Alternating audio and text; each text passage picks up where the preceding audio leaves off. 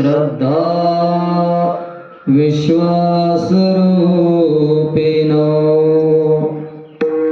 याभ्यां विना न पश्यन्ति सिद्धा स्वान्तस्तमेश्वरम् वन्दे बोधमयं नित्यं गुरुं शङ्कररूपिणम् यमाश्रितो हि वक्रोऽपि चन्द्रः सर्वत्र वन्द्यते कर्पूरगौरं करुणावतारं संसारसारं भुजगेन्द्रहारं सदा वसन्तं हृदयारविन्दे भवं भवानी सहितं नमामि। गुरुर्ब्रह्मा गुरुर्विष्णु गुरुर्देवो महेश्वरः गुरु साक्षात् परब्रह्म तस्मै श्री गुरवे नमः। बोलिए सद्गुरु भगवान की जय। पवन सुत हनुमान जी महाराज की जय। सब संतन की जय। बनेश्वर भगवान की जय। ओम नमः पार्वतीपतये हर हर महादेव।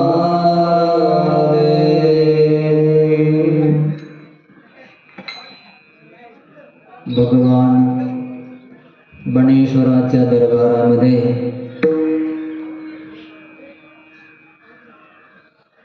35 ते 36 वर्षाच्या आसपास येथे प्रतिवर्षी अखंड हरिनाम सप्ताह असतो. त्यांचं चरित्र ही अनंत आहे. त्यामध्ये आपल्या वाणीला जेवढं सांगता येईल, वर्णन करता येईल, तेवढं मनुष्य वर्णन करत असतो. चरित्र वर्णन केल्याने, श्रवण केल्याने होतं काय? ममत्वेतां वाणी पुण्येन कथनेन भवता. पुष्पदंताचार्य म्हणतात की मी महादेवाचं जे स्तोत्र वर्णन करत आहे, माझ्या वाणीला पवित्रता येण्यासाठी.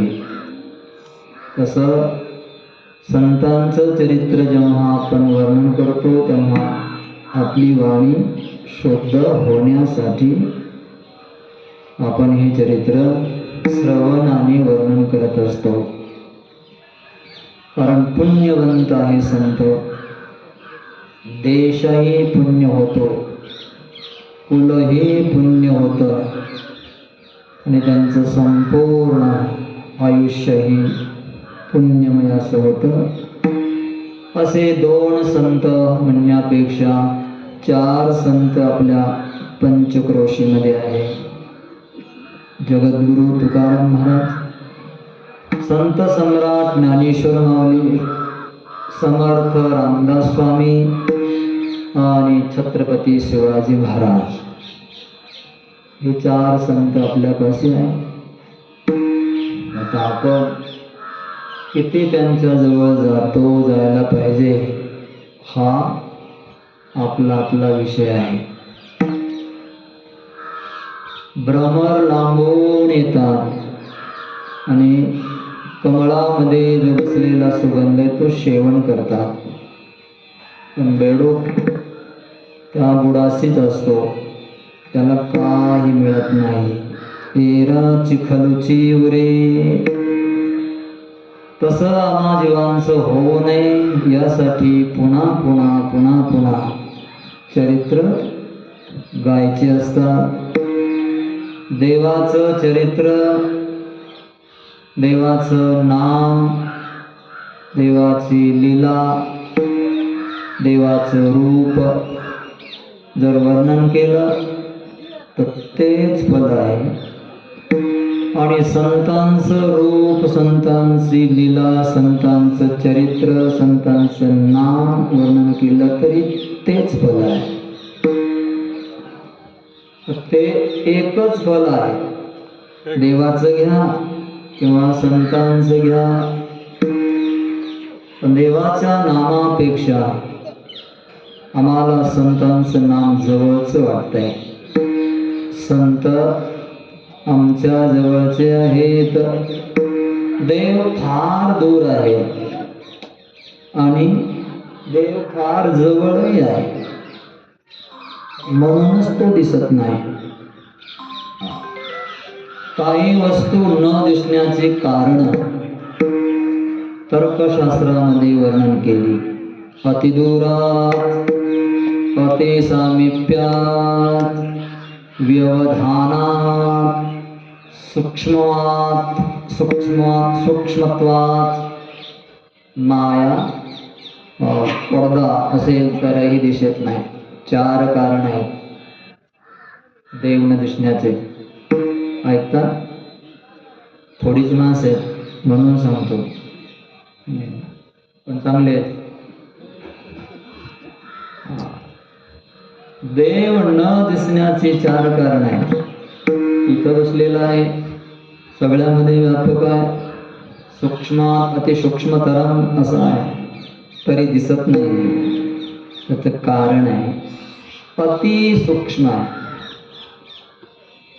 परमाणु, द्विरेणू, त्रसरेणू जे कालगिनतीमध्ये आले. सूर्यनारायण उगवल्यावर खिडकीच्या झरोख्यातून प्रकाश घरात आला तेव्हा झाडू न लावता त्याच्यामध्ये बरेच असे कण दिसतात. पाहिले असतील तुम्ही, पाहिले? ते जे कण दिसतात त्या एका कणाचे 100 भाग करायचे, त्याला अणु म्हणतात. त्याच्यापेक्षा अणुपेक्षाही अणु परमात्मा आहे, सूक्ष्म कसा दिसेल म्हणतो. आणि संत पण अणुरेणू या थोकडा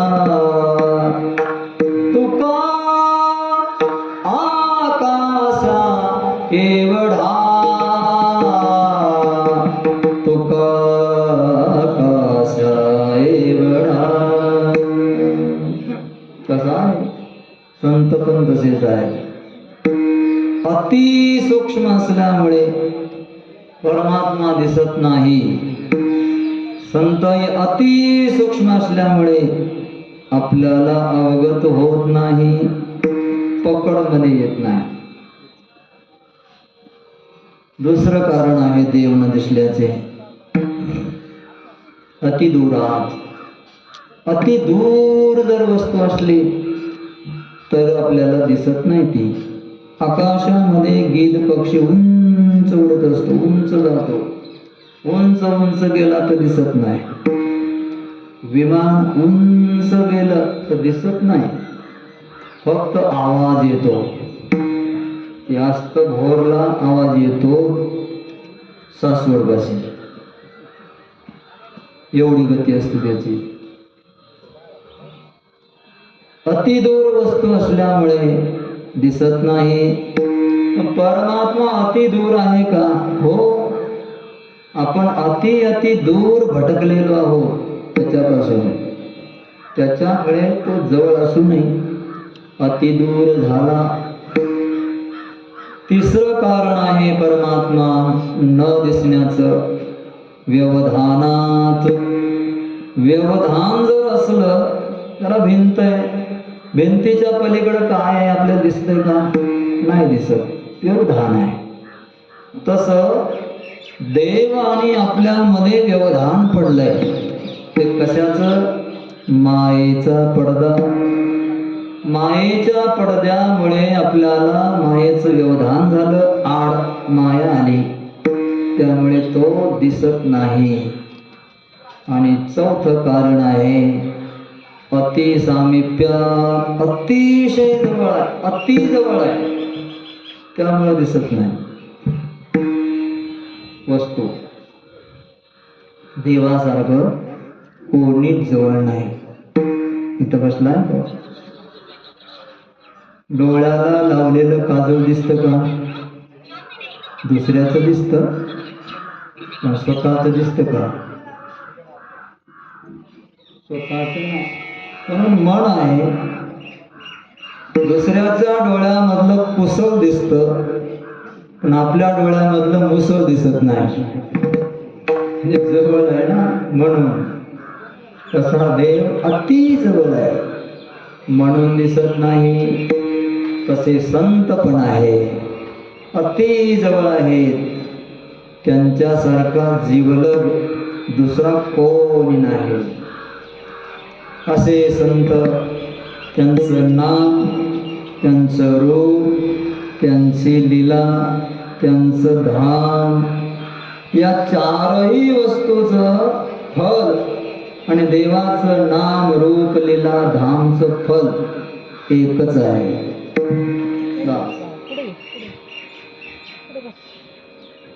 देवाचं नामाचं, रूपाचं, धामाचं, लीलेचं फल आहे पाप जाणं.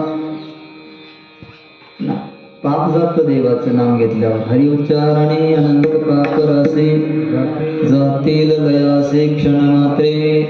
देवाचं नाम घेतल्याने पुण्य लाभ होतो. हरिमुखे म्हणा, हरिमुखे म्हणा, पुण्याचे गणना कोण करे. देवाचं नाम घेतल्याने संसाराचं बंधन समाप्त होतं. ज्ञानदेव म्हणे हरिजप करणे, तुटेल धरणे प्रपंचाचे. आणि देवाचं नाम घेतल्याने मोक्ष प्राप्त होतो. मुखी नाम हाती मोक्ष, ऐसे साक्ष बहुतांचे. तसंच संताचंही आहे. संताचं नाव घेतल्याने पाप जातं. तुका म्हणे पापे जाते संतांचे जपे, पुण्यवंत व्हावे येता सज्जनाचे नावे. ऐसे ऐसे आणे भेटते ते साधू, ज्यांच्या दर्शने तुटे भवबंधू. संसाराचं बंधन संपलं. जे का सच्चिदानंदी नित्यानंदो, जे का मोक्ष सिद्धी तीर्थे वंदुरे. मोक्ष प्राप्त होतो. असं देवाचं, संतांचंही महात्म्य आहे. या नामाला महाराष्ट्राने फार उच्चारण केला. ज्ञानोबा तुकाराम, ज्ञानोबा तुकाराम, ज्ञानोबा तुकाराम, ज्ञानोबा तुकाराम.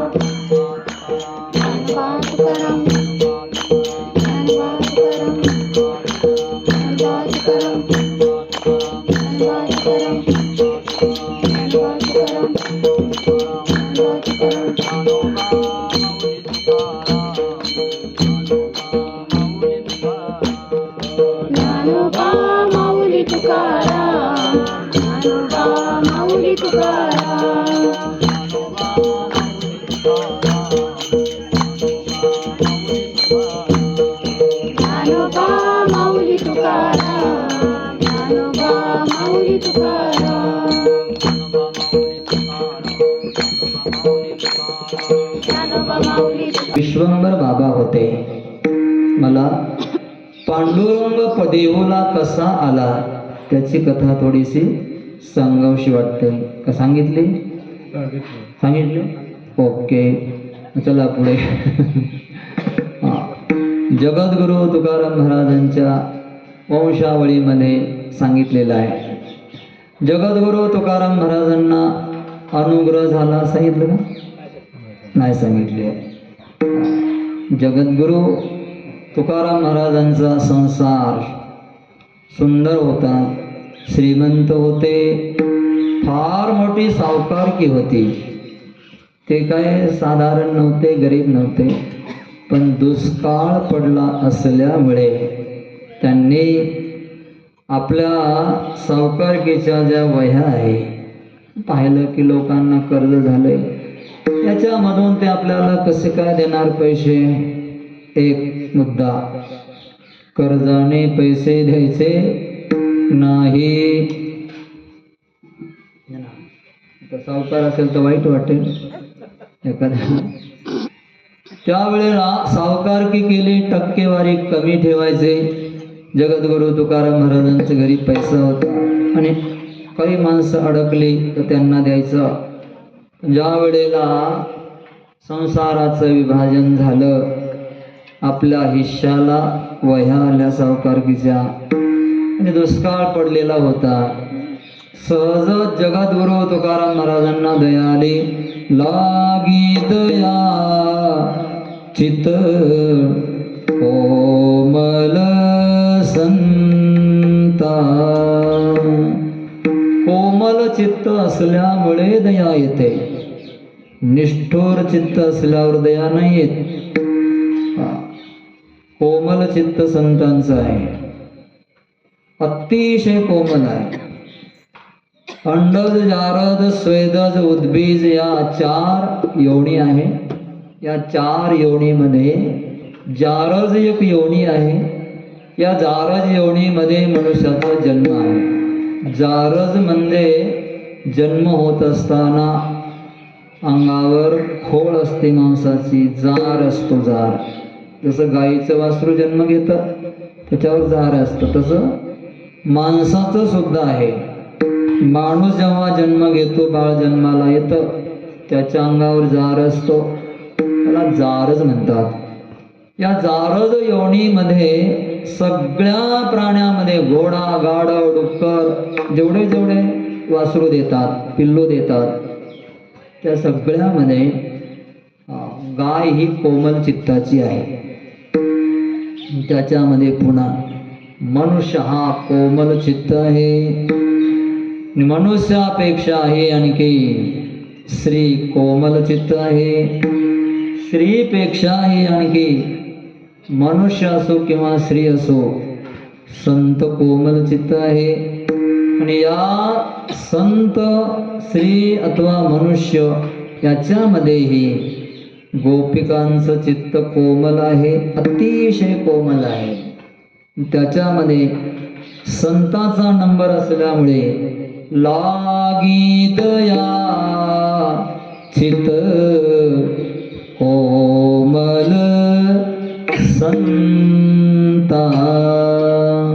आणि त्याहीपेक्षा भगवंताचं चित्त कोमल आहे.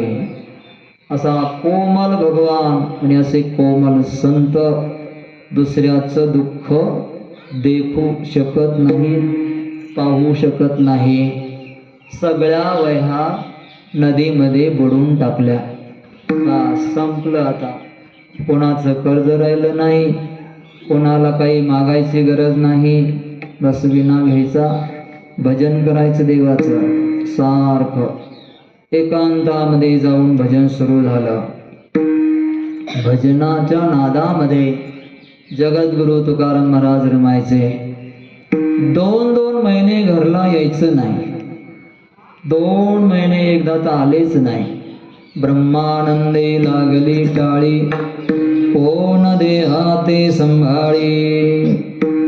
आपल्या ब्रह्मस्वरूपामध्ये गेले असल्यामुळे काळाची त्यांना ज्ञान राहिलं नाही, काही नाही. एकदा म्हैस चोराने चोरून नेली.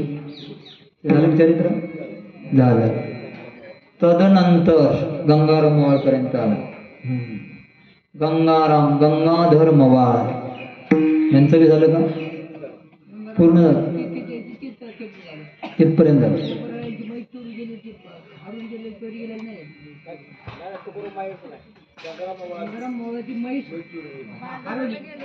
हरवली. चालले होते. चाकणला जाता जाता त्यांना डास चावू लागले आणि डासाने एवढं आक्रमण केलं. आता महाराजांचं असं आहे की हा देह दुसऱ्याच्या जर कामाला येत असेल तर आपण कशाला डासांना उठवायचं. म्हणून त्यांनी उठवले नाही. आणि एवढे डास आले की केसा गणेश डास अंगावर झाला, एवढे डास. आता ही परिस्थिती, ही स्थिती आपल्यासारख्याला नाही जमणारी. आपण आला की रागाने तद्धाम परमं मारून टाकतो. भागवतामध्ये तर वर्णन आहे डासाला मारायचं नाही. पण तसं पाहायला गेलं, मला त्याला सांगायचा अधिकार नाही, मी पण मारतो. पहिलं सोडावं लागेल आपल्याला. सोडून तर बघूया. तसं वागायला गेलं तर मलेरिया होईल ना. मग काय करायचं? मारणं बी नको, काय नाही, मच्छरदाणी लावून झोपायचं. सोपा उपाय. ते बॅट जे आहे ना, बॅट आपण घेतो, तिने मच्छर मारतो की नाही? इथं सगळे बसलेले सगळे मारतात मच्छर. आपण त्या गोष्टीवर विचारच करत नाही, कारण आपण अशा मत्सरापेक्षा मोठे मोठे बरेच मारतो, म्हणून आपल्याला त्याची किंमत नाहीये. मुंगीला पण मारायचा अधिकार नाहीये, तर डासालाही नाही, घोड्या बकरीला तर नाहीच, ते तर फार मोठे झाले. डासाला उठवायचं नाही, मारायचं नाही. काय सगळे डास अंगावर बसले. विठ्ठल विठ्ठल विठ्ठल विठ्ठल विठ्ठल नामस्मरण करत चाललेले आहेत तुकाराम महाराज. देवाला दया आली. अरे भक्त माझं नाम घेतोय, त्याला डास चावते. स्वतः आला पंखा घेऊन, हात पंखा, हे सगळे उठून लावले डास. तुकाराम महाराज आले मंदिरामध्ये, देवाचं भजन करू लागले. कीर्तन आणि भजन त्यांचं सारखं असायचं. कीर्तनामध्ये रंगले, विठ्ठल विठ्ठल बोलता बोलता म्हणायचे नाम घ्या, रामकृष्ण हरी म्हणा. त्याची पद्धती सांगायचे ते. पराव्या नारी माऊली समान, नेमिल्या धन काय वेचे, परनिंदा परद्रव्य विलास, न करिता विलास त्यास तुमचे काय वेचे. खरे बोलता कोण लागते सायास, काय वेचे आसैसे सांगा. संतांचे वचने मानिता विश्वास, काय वेचे आसैसे सांगा. तुका म्हणे देव जोडे याजसाठी, अनिक ते आठी न लगे काही. सहज बोलून जायचे, ते काय तयारी करून यायचे नाही, काही नाही. विना घ्यायचा. रामकृष्ण हरी रामकृष्ण हरी रामकृष्ण हरी मनामध्ये आलं की मोठ्याने बोलायचं. लोकांनो, संसारामध्ये आलात ना, आला न संसारा तुम्ही एक करा, शरण जा उदारा पांडुरंगा. सहज बोलायचे. आणि मग गंगाधर मवाळ, संताजी जगनाडे तेली, हे दोघं बरोबर असायचे महाराजांच्या. सदा कीर्तन. त्यांना असं वेड लागलं होतं, साधूचं वेड लागावं का. साधूचं वेड लागलं ना फार चांगलं आहे, पण तुम्हा आम्हाला वेडही लागत नाही आणि साधूही भेटत नाही. एवढं काय सोपं आहे का साधू भेटणं? होय,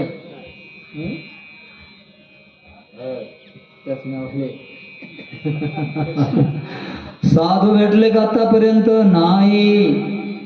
शैले शैलेन माणिक्यम मौक्तिकम न गजे गजे. गजे गजे मौक्तिकम न, शैले शैले माणिक्यम न, साधवो नाही सर्वत्र चंदनम न वने वने.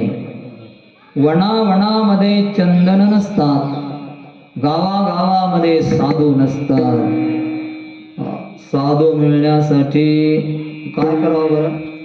साधू मिळाला पाहिजे आपल्याला, साधू संत मिळावे, याच्यासाठी काय करावं लागेल? मार्ग सांगू का? सांगतो. एकतर तो मिळावा म्हणून त्याची आवड, जिज्ञासा पाहिजे, तळमळ पाहिजे, इच्छा पाहिजे. एवढी जबरदस्त इच्छा पाहिजे, एवढी जबरदस्त इच्छा. जसं रामकृष्ण परमहंसाला शिष्याने विचारलं, भगवान गुरुदेव, देव कधी भेटेल? रामकृष्णांनी तुरंत उत्तर दिलं, 8 दिवसांनी सांगेल. शिष्य गप. 8 दिवस गेले. रामकृष्ण परमहंस शिष्य दोघं चालले गंगेला आंघोळीला. गेले गंगेला आंघोळीला. शिष्याने बुडी मारली. रामकृष्ण पळत पळत गेले. शिष्याने जशी बुडी मारली तसंच दाबलं खाली. डोकं पाण्यात. हातपाय फोडू लागला. नाकातोंडात पाणी जाऊ लागलं. सोडलं 6 सेकंदांनी. डोळे वाचून पाहू लागला. लाल डोळे झाले. गुरु इथं काळ आहे हा माझा. गुरुदेव, का बरं मला लागलं पाण्यामध्ये? मेलो असतो तर? रामकृष्ण परमहंस म्हणले, बेटा तो प्रश्न जाऊ दे, पण तू 8 दिवसापूर्वी मला एक प्रश्न विचारला होतास, देव कधी भेटतो? त्या प्रश्नाचं उत्तर आहे, एक सांग, तुला पाण्यामध्ये बुडवलं त्या वेळेला तुला काय आठवत होतं? माझी गादी आठवत होती का? माझं बँक बॅलन्स आठवत होतं का? माझी गाडी आठवत होती? काय तुला असं आठवत होतं? मला काही आठवत नव्हतं गुरुदेव. असं वाटत होतं कधी मी वर येईल पाण्याचं. तळमळत होतो मी. बस यही उत्तर आहे आपका. देव कधी भेटेल एवढी तळमळ पाहिजे. पाण्यातून वर येण्यासाठी जशी तळमळ करतो तशी देवाला भेटण्याची तळमळ पाहिजे. संताला भेटण्याची तळमळ पाहिजे. अशी तळमळ जर आली ना आपल्या जीवनामध्ये तर नक्कीच संत भेटतात. आणि संत नाही भेटले तर देवाला तरी संत व्हावं लागतं. जगद्गुरु तुकाराम भजन महाराज भजन करायचे. वैकुंठामध्ये रुक्मिणी आणि नारायण दोघं बसलेले आहे. एवढे आनंदामध्ये गेले. एक रूप झाले जगद्गुरु तुकाराम महाराज. विठ्ठल विठ्ठल विठ्ठल विठ्ठल विठ्ठल विठ्ठल रामकृष्ण हरी रामकृष्ण हरी रामकृष्ण हरी रामकृष्ण हरी रामकृष्ण हरी राम राम राम राम राम राम राम राम राम. एवढं जर आपण बोलत राहिलं ना सारखं तर आपण रामरूप होतो. राम म्हणता रामची होई जे, पदे बैसोनी पदवी घेईजे. असं कधी कधी वाटतं हे लिहिलंय खरंच आहे ना, करून बघायला काय हरकत नाही. एखाद्या वेळेस म्हणजे एक जन्म तरी करावा लागेल. एकदा केल्यानं नाही जमणार. एक जन्म तरी आपल्याला शास्त्राची परीक्षा घ्यावी लागेल. सांगून सांगून तर बराच काल गेला आपला, 60 वर्ष गेले. पण आता हे लिहिलेलं बरोबरच आहे, राईट आहे, याच्यात तर काही संशयच नाही. काय तुम्हाला संशय काय? जे लिहिलंय ग्रंथ ते खरं आहे ना? खरं आहे. हे जे शास्त्रामध्ये ग्रंथामध्ये लिहिलंय खरं आहे, तरी पण आम्हाला काय इच्छा होत नाहीये. याचाच अर्थ आहे आम्ही मनापासून खरं नाही मानलं. ते मानावं लागेल. मनापासून जर खरं मानलं, समजा तुम्ही आपल्या समोर गुलाबजामुचं एक ताट दिलेलं आहे आणि एक शेळ्या तुकड्याचं ताट दिलेलं आहे, कोणतं खाल? गुलाबजामुचं. सरळच आहे. तसं एक ताट दिलंय ब्रह्मरसाचं, राम म्हणल्यावर राम होता येतं, हे खरं आहे. पण खरं मानत नाही आपण. बाकीचंच आपण खरं मानतो. हे मानावंच लागेल. तुम्ही मना न माना, पण आपको ये तो मानना ही पड़ेगा. और यदि नहीं है तो राम राम क्यों नहीं कहते? 13 करोड़ जप करने के बाद भगवान दर्शन देता है कि नहीं? तब क्यों नहीं लिया? नहीं लेते, इसका मतलब है विश्वास नहीं है. चलो आपका हो, मेरा हो, कोई हो, बस कहने के लिए तो ऐसा ही कहते हैं. लेकिन जब विश्वास हो जाएगा तब छोड़कर अमृत है हरि नाम जगत में, अमृत है हरि नाम जगत में, इसे छोड़ विषय रस पीना क्या, हरि नाम नहीं तो जीना क्या, हरि नाम नहीं तो जीना क्या। ऐसी भूमिका बनने के लिए भी सारा सार विचार चाहिए, तभी बन सकता है।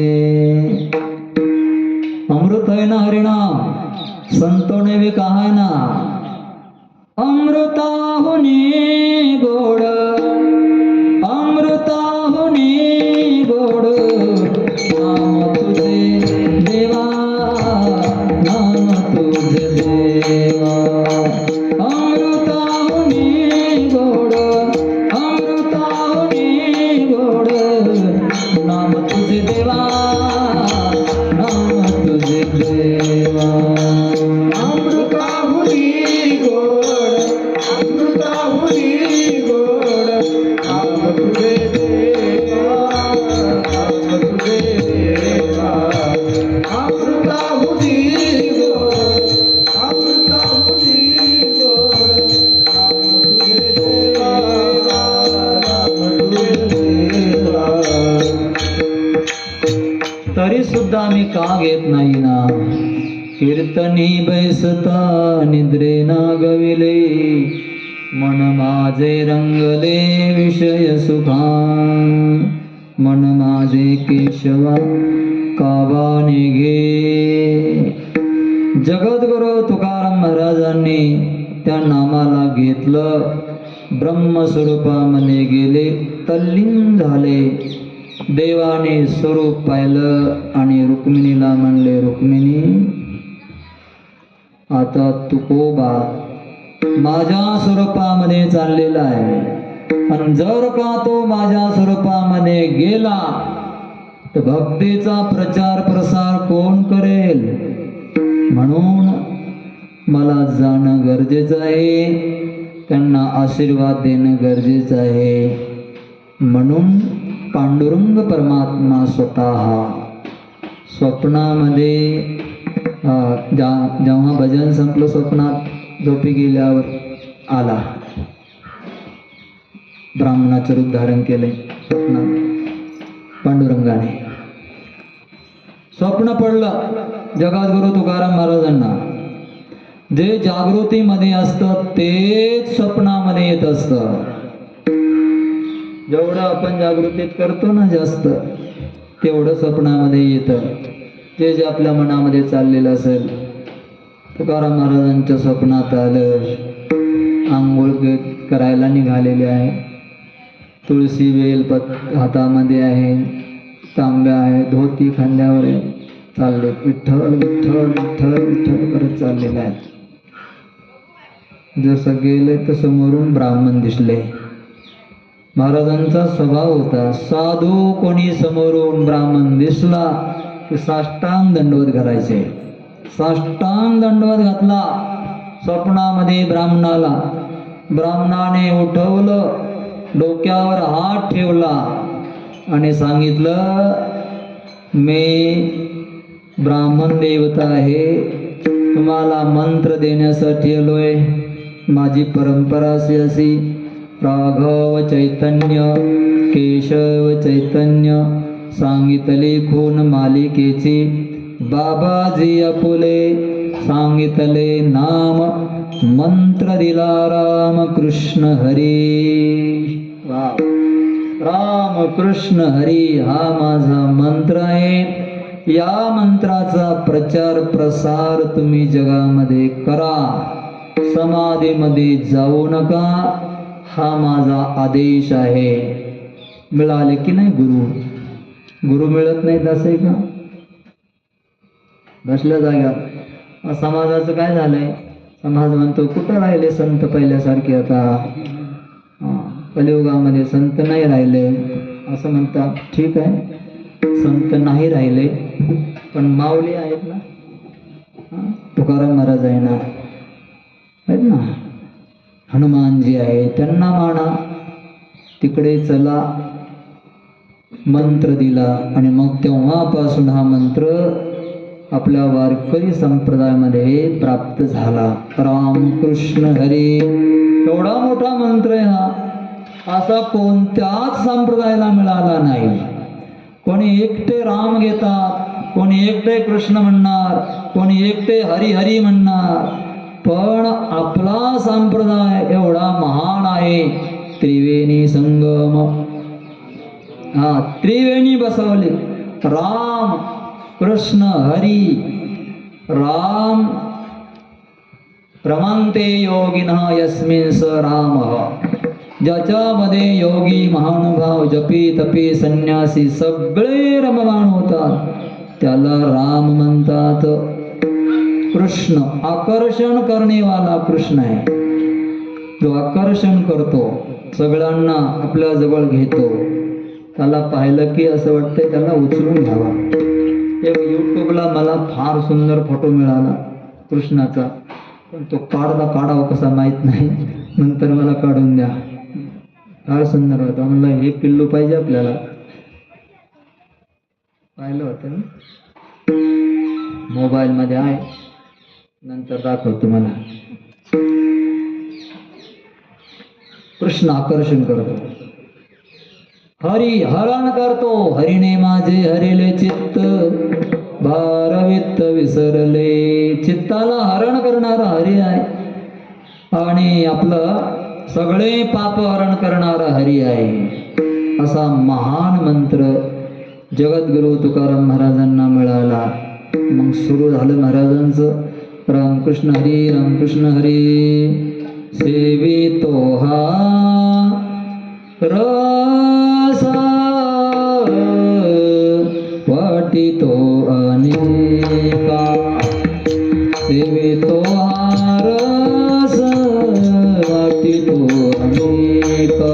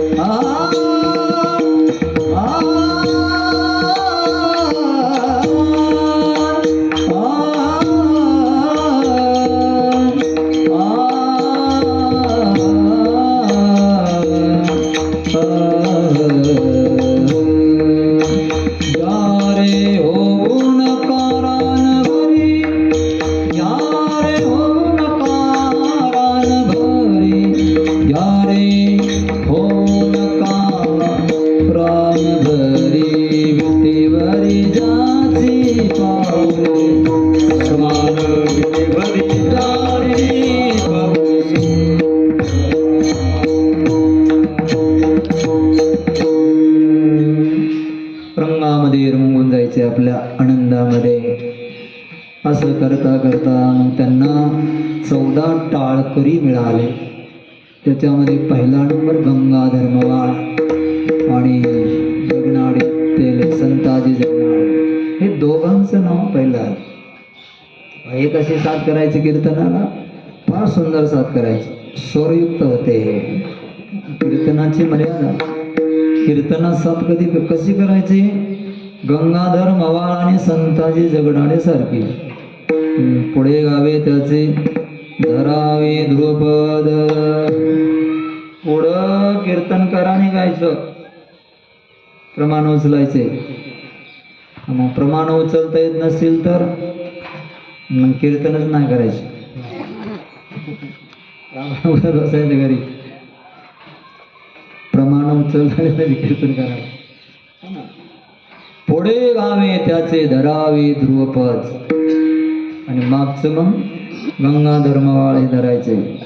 10 मिनिटाला 5 मिनिटाला 10 मिनिटं तरी व्याख्यान चाललं पाहिजे. नंतर प्रमाण. कीर्तनकाराला वरटेक करायचं नाही, गायन करणारा नाही. आता हे सांगायचं कोणी? पक्वाद वाजवायला पक्वादे आले, त्यांना 10-10 मिनिटं द्यायचे, 15-15 मिनिटं त्यांना. गायन करणाऱ्याला 10 मिनिटं. मग कीर्तनकाराने काय डोंबलं सांगायचं मग? 1 तास राहिला काय सांगायचं? कीर्तनकाराला वाटतं बरं आहे आपला टाईम, आपलं मीटर सुरू झालं, काय करायचं? 11 वाजले, जय विठ्ठल, काढा पाकिट, चला पुढचं गा. सगळा आंधळा बाजार झाला, आंधळा. आपण चुकत आहोत हे पण कोणी सांगायला तयार नाही आणि सांगणार पण नाही कोणी. आंधळ्याच्या पाठी लागले आंधळे, घात एके वेळे दोहीकडे. गुरु आंधळा, शिष्य वैरा.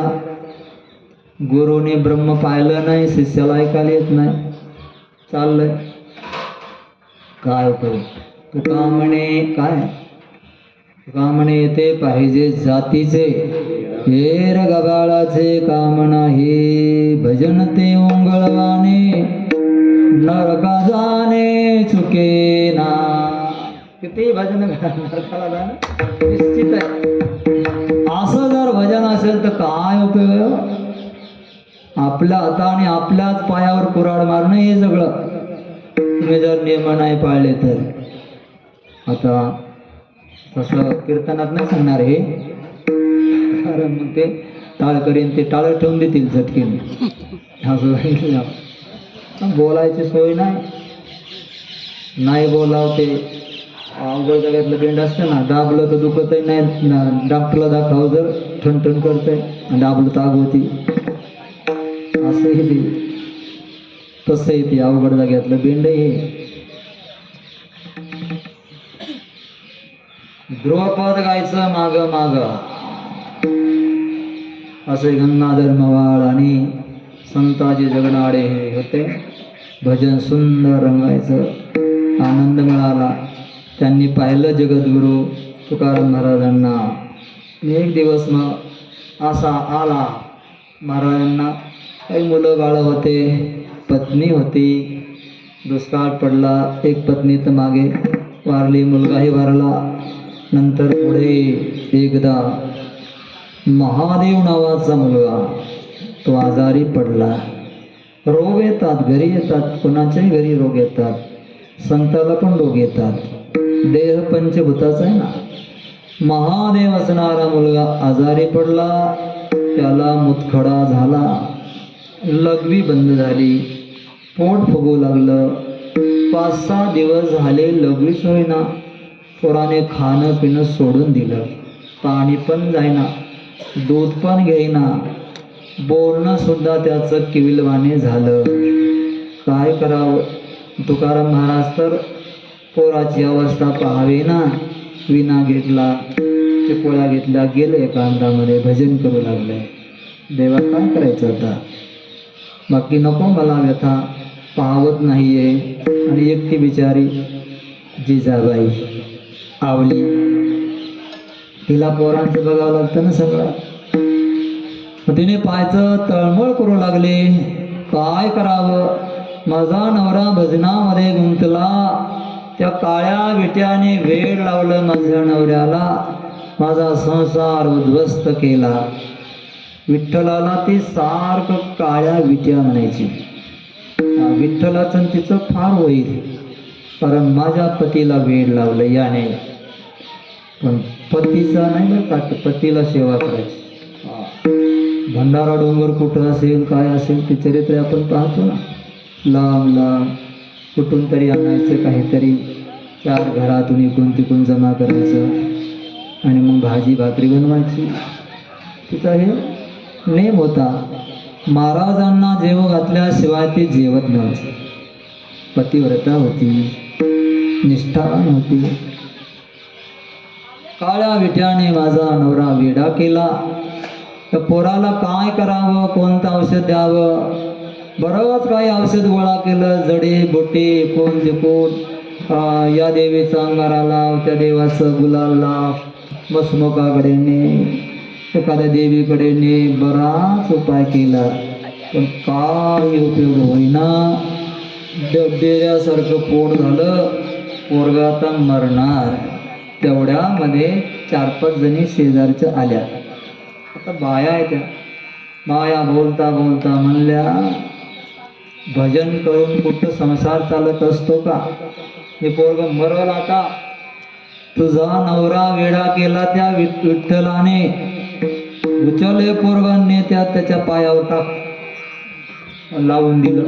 पहिलाच राग होता विठ्ठलाचा, त्याच्यात यांनी काम केलं. तेलाचं काम राखेल टाकून दिलं. तुझ्या लक्षात आलं, हा या काळ्या विट्यामुळं ते सगळं झालं.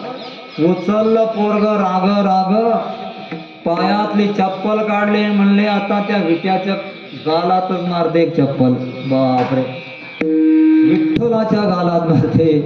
इकडं विठ्ठल म्हणले, रुक्मिणी आता काय खरं नाही आपलं. जगदंबा भवानी तापली आहे आता तुकाराम महाराजांची, येते बघ आपल्याकडं. रुक्मिणी म्हणले, अहो तुम्ही मोठ्या मोठ्या राक्षसाला भिला नाहीत आणि तिला काय भेताय? विठ्ठल म्हणला, देवी अगं ते राक्षस आहे, ही महाराजांची पत्नी आहे, हिच्याशी कसा प्रयोग करता येईल तसा? येऊ द्या मी बघते. आली, पोराला घेतलंय, कसावर नाही घेतलं, हाताला धरलंय, फडफड उडत चाललंय. आजारी होतं, प्राण सोडायची वेळ होती, रागवलीच होती. आता या पोराला उचलते आणि काळ्याच्या पायावर टाकते एकदाचा, तिथंच मरू दे याला. या रागानं ती आली होती. चप्पल हातामध्ये होती. मंदिरामध्ये प्रवेश केला. पांडुरंग परमात्मा थरथर थरथर कापू लागले. रुक्मिणीने आश्वासन दिलं, देवा तुम्ही घाबरू नका, मी आहे, बघते हिच्याकडं. जसे आली जिजाबाई त्या गाभाऱ्यामध्ये प्रवेश केला.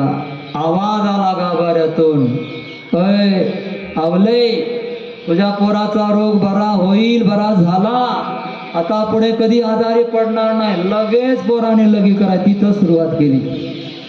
पोट मोकळं झालं. अद्भुत शक्ती. आणि आवाज कुठून आला? इकडं तिकडं पाहू लागली, आवाज कुठून आलाय, कोण बोलतंय? नंतर नाही, लगेच सुरू झाली, बस झालं. तिचा रागही शांत झाला. आणि इथूनच काहीतरी, हाच काहीतरी खोड्या करतोय. त्याला विठ्ठलाला म्हणजे हाच काहीतरी खोड्या करतोय. उचललं पोरग, बाहेर नेलं. गाभाऱ्यात नको घाण व्हायला, एवढी तर तिला समज आहे. गाभाऱ्यात, देवाच्या गाभाऱ्यामध्ये नको घाण व्हायला. मग पोराला उचललं, बाजूला नेलं, भरपूर लघवी केली त्याने. 5-6 दिवस होते. मोकळं झालं पोरग. घरी आणलं. जिजाबाईला पोरग म्हणते, आई मला खायला दे, आता भूक लागली. लय दिवस खाल्लं नव्हतं ना. आईनं भाकरी केली, जेवायला घातलं पोराला. असा सुंदर हा चरित्राचा भाग आहे. भगवान पांडुरंग परमात्मा भक्ताची रक्षा करतो. फक्त भक्त नाम घेणं आहे. नाम घेत राहायचं, नाम घेत राहायचं. जिजाबाई आवली अतिशय प्रेमळ होती. पण काय करावं, संसाराची दशा तशी झाली. महाराजांनी लक्ष दिलं नाही संसाराकडे. जाळोनी संसार बैसलो अंगणी, नाही तुझे मनी मानसी. हरी भजनी हे ढवळीले जग, चुकविला लाग कळे काळाचा. आपल्या हाताने आपल्या संसाराला टेंभा लावला आणि हरिभजनाचा प्रचार प्रसार केला. अनंत कालापर्यंत महाराजांची कीर्ती जोपर्यंत चंद्र आणि सूर्य आहे तोपर्यंत राहणारी आहे. असे जगद्गुरु तुकाराम महाराज आपल्या पंचक्रोशीमध्ये जन्माला आले आणि इथंच सदेह वैकुंठाला गेले. सर्व चरित्र करून आपण त्याचे रसिक आहोत, आपण त्याचे लाभ घेणारे आहोत. म्हणून या चरित्राच्या माध्यमातून मी एकच प्रार्थना करेल सगळ्यांना की तुम्ही जगद्गुरु तुकाराम महाराजांचा गाथा वाचन करा. त्यामध्ये काय लिहिलेलं आहे, कसं आहे पहा. गाथा पाहिल्यानेच आपल्याला महाराज कळतील. असं चरित्र सांगितल्याने किंवा ऐकल्याने हे जमणारी गोष्ट नाही आहे. कसे गायचे ते विठ्ठलाचं भजन, आम्ही पण गायन करतो विठ्ठलाचं, आम्ही पण गातो. पण आमचं गाणं आणि तुकाराम महाराजांचं गाणं फारच जमीन आसमानचा फरक आहे.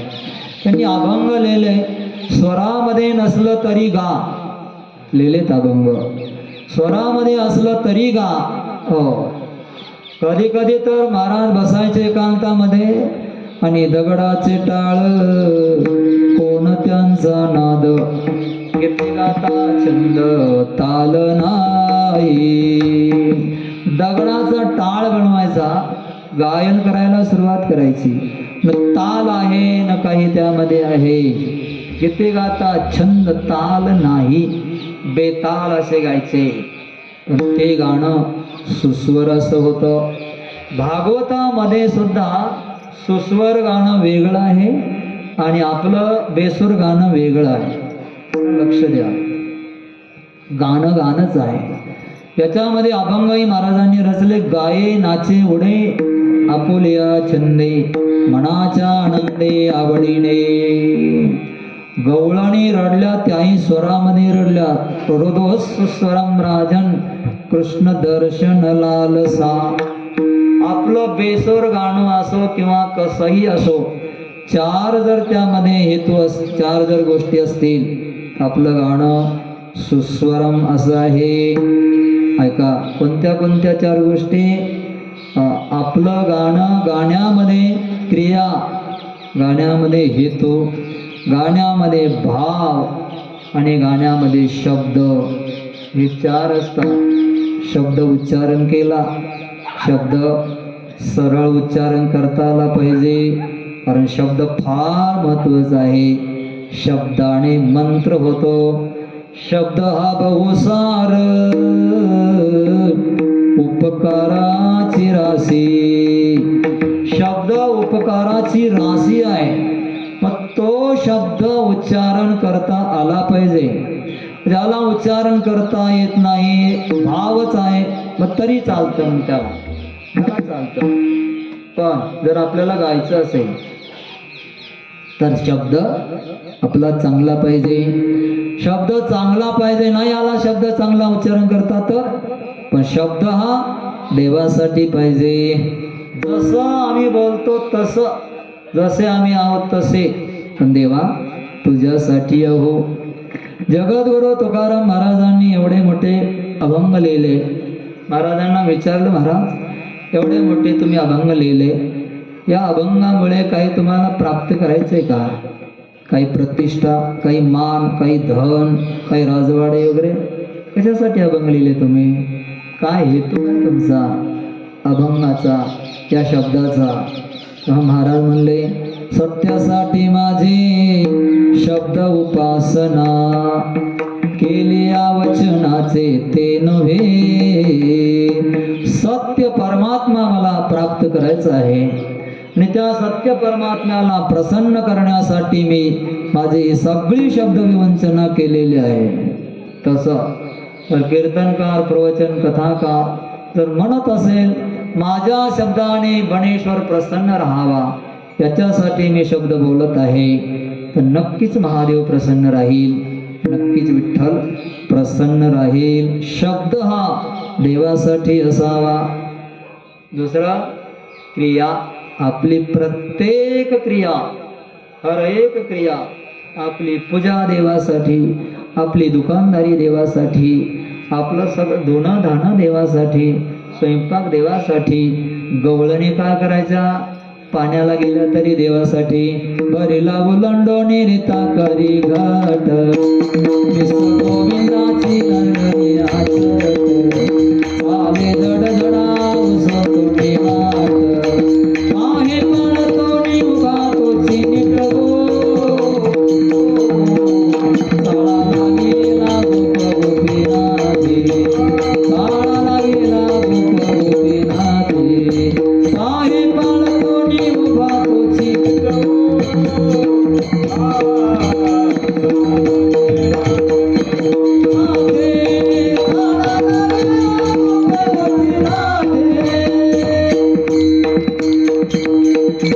धुणं धुवायला गेल्या तरी कृष्णाचं दर्शन होईल म्हणून धुणं धुवायला जायचं आहे.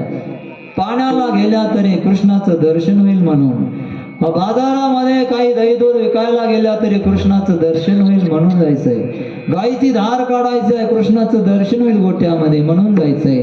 अंगावरचा शृंगार करायचा आहे, कृष्णाला मी चांगली दिसली पाहिजे म्हणून शृंगार करायचा आहे. सगळ्या क्रिया कृष्णासाठी.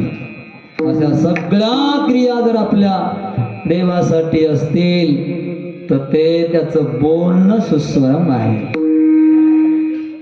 लक्षात येते. प्रत्येक क्रिया देवासाठी असतील क्रिया. तिसरं, हेतू. तुमच्या जीवनाचा हेतू काय आहे, साध्य काय. देवच असेल तर शब्द, क्रिया, हेतू आणि भाव. शेवट भाव आहे. आपला भाव आला जीवनामध्ये. भाव म्हणजे अष्टसात्विक भाव आले. हे सगळे भाव देवासाठी जर असतील तर त्याचं गाणं, त्याचं बोलणं सुस्वरम आहे, अर्थात मधुर आहे, गोड आहे. एखादा महात्मा तुम्ही पाहिला, हा पूर्ण महात्मा जर पाहिला तो किती गोड आहे, किती मधुर आहे. तो मला पाहतच राहा वाटतंय. आता मोबाईलमध्ये टाका प्रेमानंदजी महाराज, टाकून बघा. दोन्ही किडन्या गेलेल्या आहेत, 19 वर्ष झाले. लगेच त्याच्यामध्ये किती गोडवा आहे. हसतात, टाळी वाजून मस्त. तुम्ही बघा. आता नका बघू, बाहेर गेला बघा. रोज 1 तास त्यांचं प्रवचन ऐका, त्या श्रद्धेने ऐका. मी असं सांगायला गेलो, वैयक्तिक नाही सांगत कोणाला. प्रयत्न केला 2 दिवसात, आजच केला. काही नाही, पालत्या घड्यावर पाणी फिरल्यासारखं झालं. काहीच वाटलं नाही त्यांना.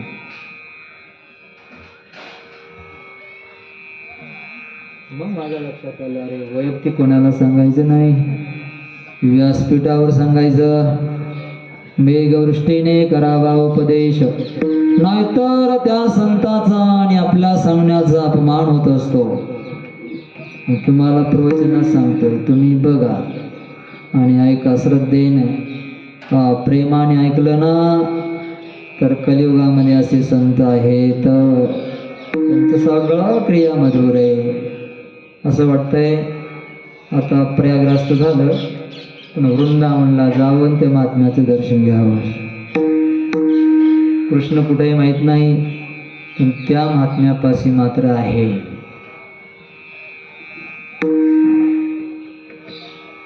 मधुर आहे सगळा.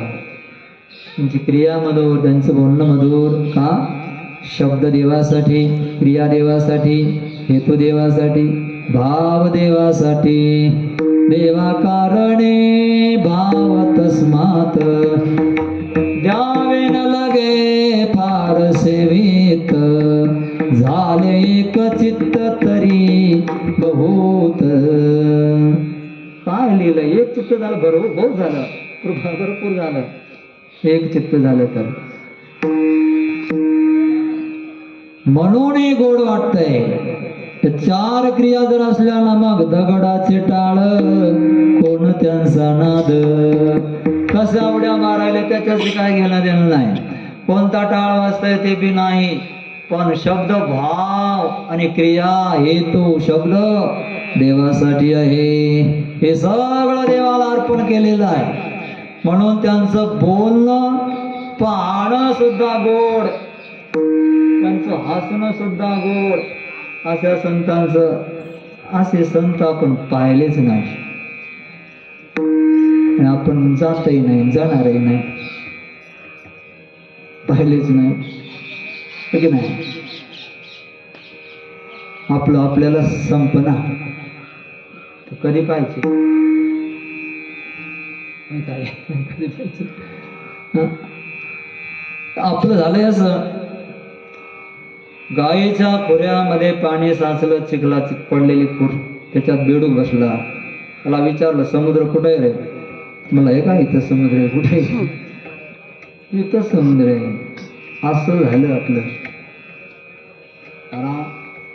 चल उड़ जा हंस अमर वन में, दुनिया में किसी का कोई नहीं, कंपाउंड को छोड़ दो.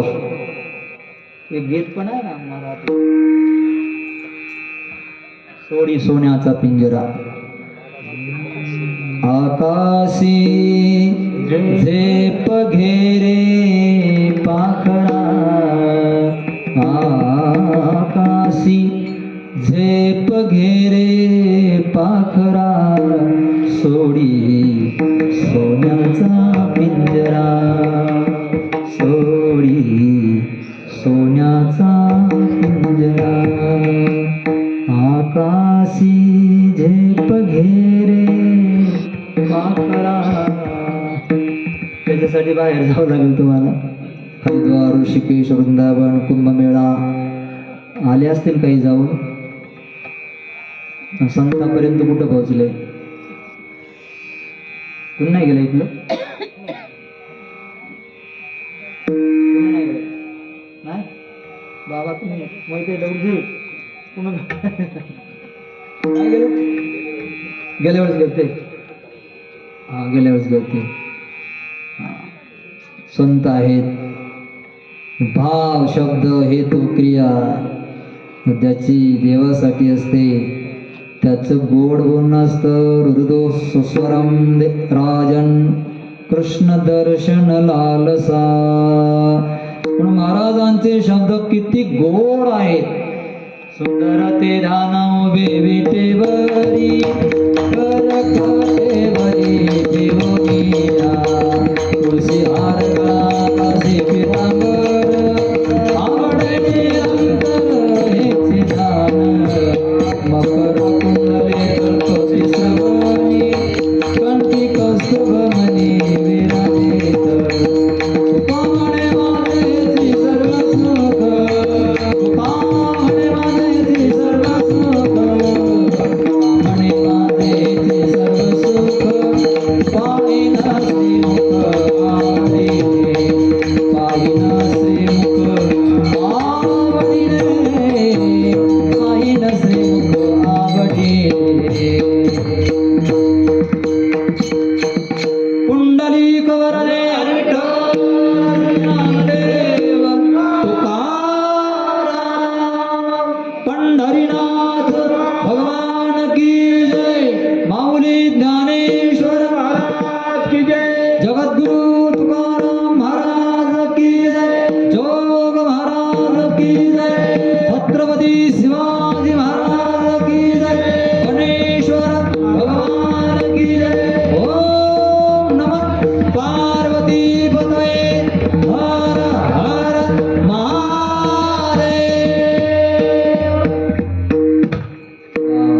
आरतीसाठी.